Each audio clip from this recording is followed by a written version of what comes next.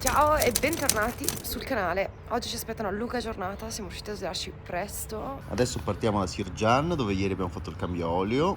Prendiamo questa strada che va verso su.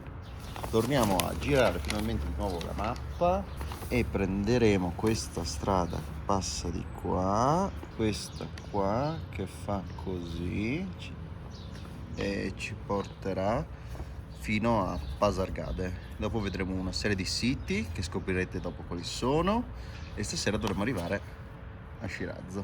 Qua abbiamo la Francesca che oggi si è svegliata malissimo perché ha dormito poco stanotte, perché uno ha iniziato a bussarci la porta alle 3 e un quarto, 3:20 e dopo ha avuto difficoltà ad addormentarsi. Invece sono piombato di nuovo nel mio sonno, quindi oggi stamattina è mezza rincoglionita.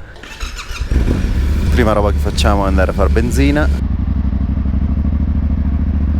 Ieri siamo riusciti anche a fare il cambio olio, filtro, anche dell'aria, l'abbiamo fatto lì dietro, 200 metri ci sono i camion, pulito le catene, dato una sistemata a tutto e adesso voliamo verso i grandi siti dell'Iran centro-meridionale. Siamo partiti da Sirjan, dovevamo partire un po' prima ma tra una cosa e un'altra non ce la facciamo. Sono sempre io la più lenta perché non mi piace andare vestita da moto a colazione, mi piace tornare, poi lavarmi i denti e cambiarmi. Per qualche secondo prima che scatti il rosso siamo già tutti partiti. Non c'è tempo da perdere. Stanotte ho dormito, avete presente quelle notti in cui qualcosa ti sveglia? Nel nostro caso uno che ha bussato 2 volte e poi ha aperto la porta, ma abbiamo svegliato noi perché noi viviamo così, sempre con le porte sempre aperte. E quelle notte piene di preoccupazioni, quando tu poi non riesci a prendere sonno inizi a scorrere un elenco di cose che comunque in qualche modo ti preoccupano. E così è andata la mia notte, poco sonno. Guardare le marce, ma tutto passa e un'altra giornata di scoperte inizia. Io sono in riserva quasi 20 km, ne vedo sicuramente di più e guardate che coda, ma forse non c'è benzina. Questa è la coda per far benzina. Ahia.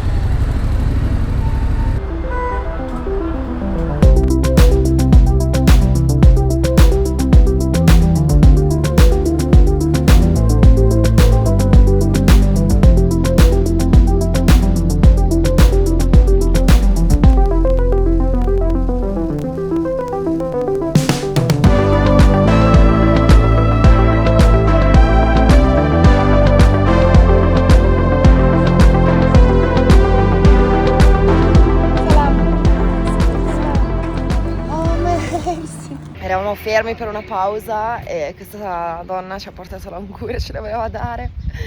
Ha insistito tanto, però le abbiamo detto di no. Mai abusare della loro ospitalità, che però è straordinaria, davvero.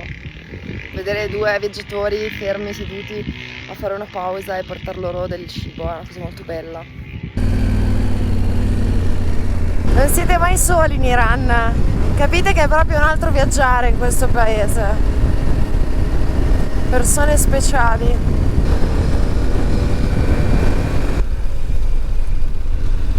Siamo quasi arrivati al sito di Pasargade. Siamo stati bravi perché abbiamo fatto più di 350 km, partiti alle 8:30 e adesso sono circa le 12:20, spediti. La vedete laggiù? Quella è la tomba di Ciro, uno dei più grandi imperatori achemenidi. È uno dei più grandi protagonisti della storia mondiale. Rigorosamente all'ombra. Stiamo andando a vedere la tomba di Ciro il Grande, qua a Pasargade. La città di fatto non esiste più, c'è qualcosina disperso nel mezzo dei campi a chilometri di distanza. Niente che valga la pena vedere. L'unica cosa che veramente vale la pena è vedere la tomba di Ciro, anche se non si sa esattamente se è la tomba di Ciro. Ci sono dubbi? Sì, ovvio che ci sono dubbi, perché ho scritto da nessuna parte che la sua è solo tramandato dalla storia. Però diciamo che si può dire che è la tomba di Ciro. Sono riusciti persino a salvarla dall'invasione islamica perché gli arabi e l'Islam delle origini avevano una versione per le tombe e le distruggeva ovunque andassero. E quindi sono riusciti, tipo, li hanno... che tonni. Praticamente gli hanno detto che era la tomba della madre di Salomone. quindi come hanno fatto a Tactel Suleiman, andate a vedere bene l'episodio, raccontando che era un sito biblico. Se qua ci hanno creduto e non hanno distrutto la tomba, però in persiano e tipo in arabo questo sito è ancora noto come la tomba della madre Salomone, che si sanno benissimo Che è la tomba di Ciro. da migliaia di anni che è la tomba di Ciro. Cosa divertente è che Byron dice: questo posto vale la pena essere visitato semplicemente per il fatto che forse Alessandro Magno è stato il primo turista. Che dopo aver saccheggiato e distrutto per secoli si è venuto qua però a omaggiare Ciro, che comunque è Ciro II di Persia, ma ha passato la storia come Ciro il Grande, e quindi anche noi siamo qua come Alessandro Magno A omaggiare Ciro, non solo ringraziarlo di aver prodotto una delle più grandi civiltà del mondo antico. Guardate anche la dimensione dei blocchi, poi bisogna immaginare che tutto qua intorno c'era un grandissimo porticato che adesso non esiste più. Questo si ergeva nel mezzo della città. Là in fondo quella struttura c'è il palazzo delle udienze, non questo che vedete con delle cose, ma in fondo, e dopo c'è anche quella roba squadrata sulla collina, è una fortezza di epoca medievale, però la città si estendeva fino là. Giusto per contestualizzare un attimino, Ciro il Grande è vissuto 2500 anni fa, e quando lui ha fondato l'impero Achemenide e l'ha portato veramente a espandersi in tutta la Persia e parte del Medio Oriente, Roma era ancora una monarchia e il mondo greco non era ancora entrato nel periodo classico, quindi giusto per darvi l'idea di cosa fosse l'impero persiano 2500 anni fa. C'è una bellissima scena su un film spettacolare che si chiama Fascisti su Marte di Corrado Guzzanti, in cui c'è questa citazione: quelli stavano sugli alberi quando già noi si accoltellava un Giulio Cesare. Ecco, i persiani forse sono tra le poche popolazioni che potevano dire lo stesso di noi ben prima. Sempre là dietro. Comunque Francesca mi fa: perché la tomba è esattamente qua? Perché Pasargade era la città imperiale fondata proprio da Ciro quando ha fondato l'impero. Tra l'altro ci sono pochissime testimonianze della città di per sé, c'è qualcosa in Strabone e forse la testimonianza più importante, anche se di 500 anni dopo, contenuta nelle basi di Alessandro di Ariano. E lì racconta la storia di Alessandro che viene a mangiare Ciro a Pasargade. Ah, la grande storia che passa sotto i nostri piedi. Per gli appassionati di storia romana è come andare a vedere il mausoleo di Augusto.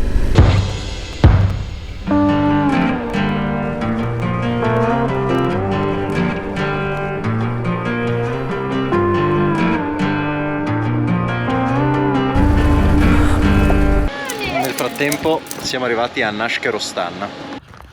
Allora stiamo entrando a Nashkerostan, dove c'era la necropoli, la prima necropoli Achemenide. Infatti qua sono sepolti Dario il Grande, Dario I, Serse, tutti e due che hanno combattuto nelle guerre persiane, ben raccontate da Erodoto. Artaserse e Dario II. Tra l'altro la cosa più interessante che dopo vediamo, ci sono alcuni bassorilievi di epoca sassanide, quindi di 700 anni dopo, perché le tombe sono del VI secolo e del V secolo a.C. La cosa interessante, a parte le tombe reali, sono i bassorilievi di epoca sassanide di 700 anni dopo, quindi la necropoli, che sono passate alla storia come le res geste divi sapore, che vuol dire le gesta nobili del divo sapore di Shapur, uno dei più grandi re dei re sassanidi, quindi del III secolo d.C. E sono veramente divertenti perché una include due imperatori romani, Filippo l'Arabo e Gordiano III. Uno che è Gordiano, che era stato fatto prigioniero, che adesso lo facciamo vedere, in ginocchio, e è Filippo l'Arabo che chiede la pace perché erano stati sconfitti nel III secolo. L'impero romano nel III secolo era stato sconfitto da Sapore in una delle infinite guerre persiane che sono andate avanti. Sono state, fra l'altro, le guerre persiane, romano-persiane, sono state il conflitto più lungo della storia dell'umanità perché è durato praticamente 800 anni. E quindi Francesca mi chiedeva: ma come hanno fatto a stabilire chi è, qual è di Serse, Artaserse?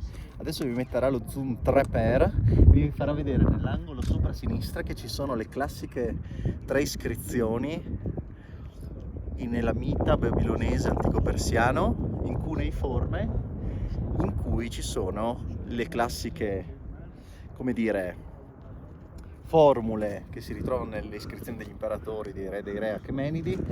Io, in questo caso sarà stato Dario, quindi io Dario, re dei re, adoratore di Ahura Mazda, figlio di, in questo caso, Ciro, bla bla bla, che anche se non era vero, re dei re, protettore della terra, adoratore di Ahura Mazda, signore di, ho tutta una lista infinita di territori conquistati, e quindi si riesce da quelle iscrizioni ad esumere che erano le torri di questi imperatori.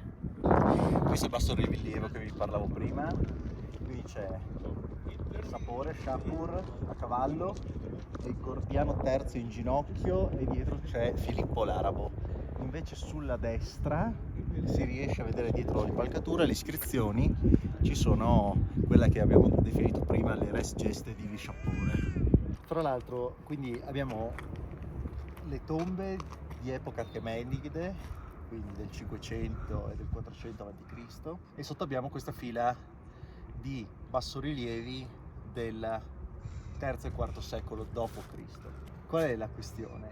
Che si pensa che in realtà qua sotto ci fossero dei bassorilievi di epoca molto più antica che sono stati in qualche modo sovrascritti dai Sassanidi, e la cosa simpatica è che, fra l'altro, Byron nel suo bellissimo libro La via peloxiana pensa che questa qua, cioè questi bassorilievi, non siano altro che propaganda sassanide per legittimarsi dall'antico impero Achemenide, ed è molto divertente anche perché in realtà l'arte sassanide, per quanto evoluta, non ha mai raggiunto il livello di armonia e perfezione che avevano raggiunto l'impero Achemenide 700 anni prima, quindi possiamo dire che non erano neanche a pallida luce. Nonostante questo si sono menati coi romani per secoli e seculorum.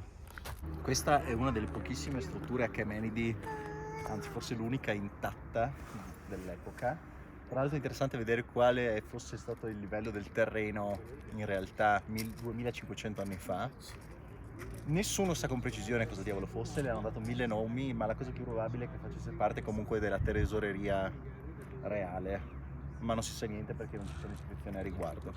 Però è comunque un ottimo esempio di cosa fosse la maestria architettonica e realizzativa delle strutture da parte dell'impero Achemenide nel 500 anni a.C.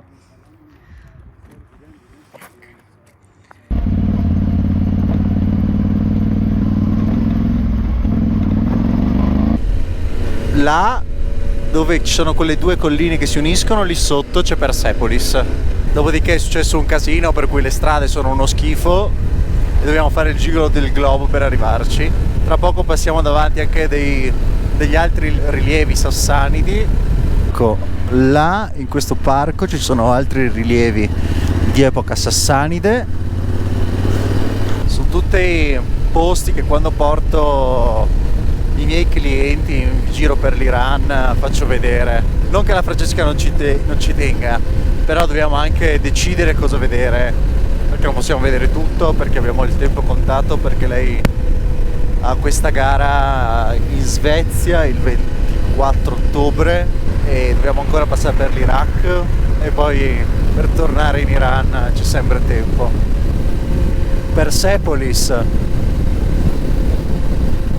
la vedi? Le colonne! Oddio che emozione! Siamo sul lungo viale costruito dallo Shah negli anni 70 per la grande festa dei 2500 anni dell'impero Achemenide, festa a cui sono stati invitati un casino di occidentali, pochi iraniani, e ha causato una perdita di faccia anche dello Shah che porterà alla rivoluzione. Come vedete è una trappola turistica, però non si può non vedere. Là davanti una bellissima Porta delle Nazioni. Ah, non parli di me? No, non parlavo di te, Francesca. Quella lì è una bellezza che ha 2500 anni, tu ne hai solo 35. Solo? Merci. Merci. Io odio venire nei posti turistici. Perché cercano in qualsiasi modo di scammarti. Alla fine Cioè, vogliono roba che sempre non succede mai in fregarti. tutto l'Iran, qua succede. No, volevo solo dirvi che ci hanno chiesto per parcheggiare, solo parcheggiare, non per entrare in Persepolis, 20 euro. 2 moto. Quando le auto quanto pagano? 20 centesimi. Auto. Comunque alla fine si è dovuto arrabbiare, abbiamo pagato il prezzo dell'auto.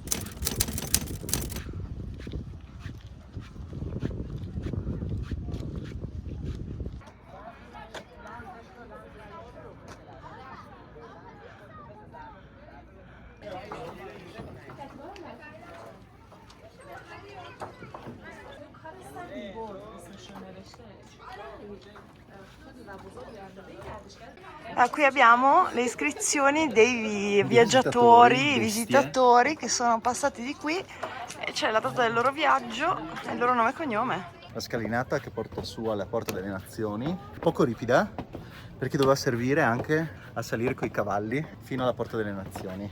E io sapevo anche perché così gli ospiti non si rovinavano le vesti e salivano in maniera elegante e galante. Per gli zozzi.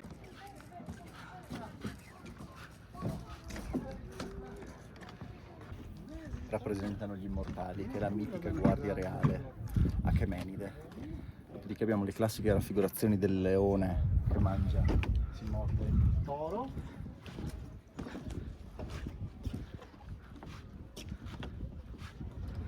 E qua la processione dei dignitari che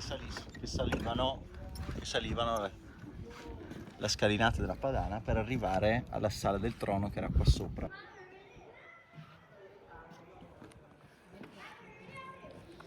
La bellezza della scalinata della Padana è che si riescono a identificare le varie etnie che facevano parte dell'impero Achemenide, quindi dai babilonesi ai medi, che sono tutte raffigurate insieme all'esercito.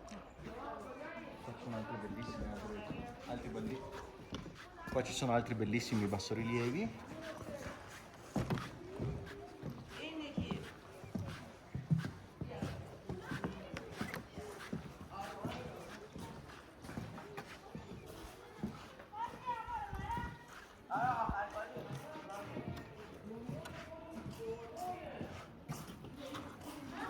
Il simbolo dello zoroastrismo di Ahura Mazda, col cerchio e le ali. Le ali, ricordo, sono buoni pensieri, buone parole, buone azioni, che sono il cuore. Quello che non fai. No, vabbè, cerco di, dopodiché mi riesce male.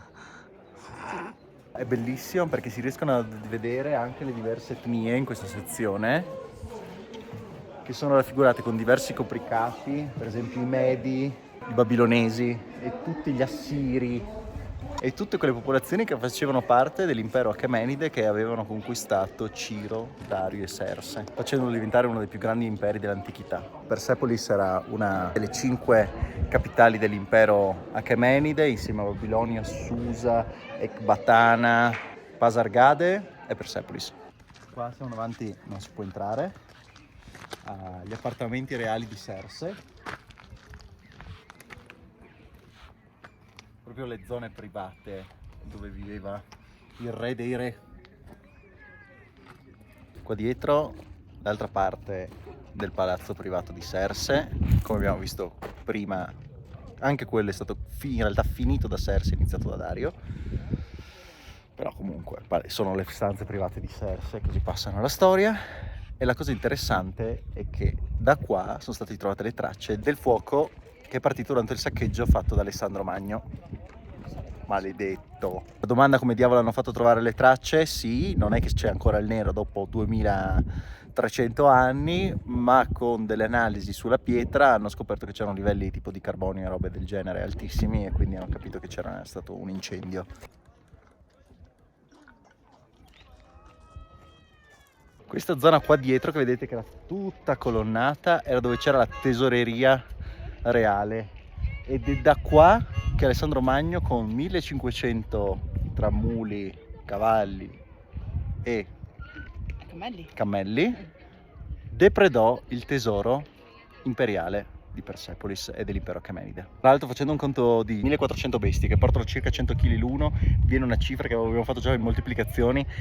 Se mettiamo che sono 100 kg di oro l'uno, sono tipo 7 miliardi di euro di valore trasportato e depredato dalla tesoreria persiana. Di più su questi posti, scrivete una mail alla Francesca o a me, che vi porto, non in moto non porto nessuno in sto posto.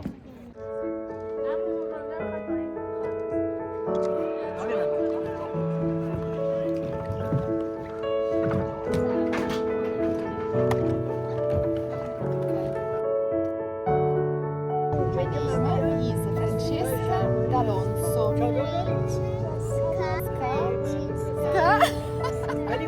Like real Italian. Io voglio presentarvi questi speciali persone iraniane che... Hello. So, what's your name again? فاطمه Fatima? گندم گیتا Amir. E stiamo facendo un picnic con loro qui fuori da Persepolis. Bello.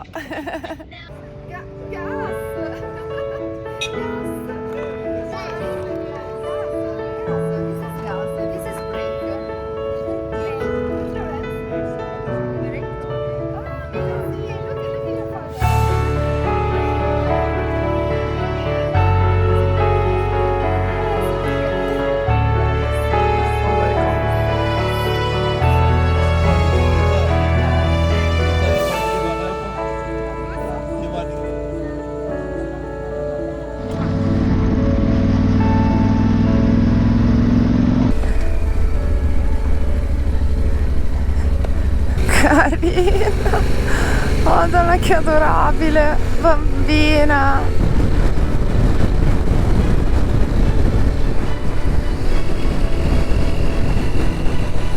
Stiamo entrando a Shiraz ed è bella trafficata. Il navigatore ad Amedeo dice 20 minuti, 6 km. Tra l'altro, ditemi voi quante corsie ha questa strada. Siete in confusione. 1, 2, 3, qua si incastrano, si capisce quante corsie abbia.